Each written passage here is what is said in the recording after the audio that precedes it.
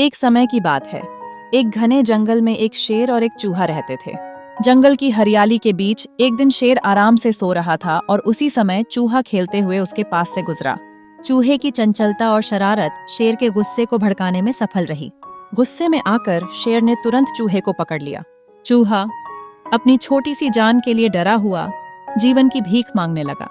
उसने शेर से वादा किया कि अगर शेर को कभी भी किसी प्रकार की मुसीबत हुई तो वह उसकी मदद करेगा। शेर ने चूहे की बात सुनकर को बुरा नहीं माना और उसे छोड़ दिया। उसने इस छोटे से जीव पर विश्वास किया, यह सोचते हुए कि दोस्ती आकार से नहीं होती। कुछ समय बाद एक दुखद घटना हुई। शेर एक शिकारी के जाल में फंस गया। अपनी ताकत और शारीरिक शक्ति के बावजूद वह इस स्थिति से बाहर नहीं निकल पाया और चिंता में घिर गया।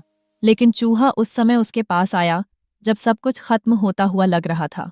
उसने अपनी तेज दांतों से जाल को कुतरना शुरू किया। हर कुतरने के साथ वह जाल की जंजीरों को कमजोर करता गया।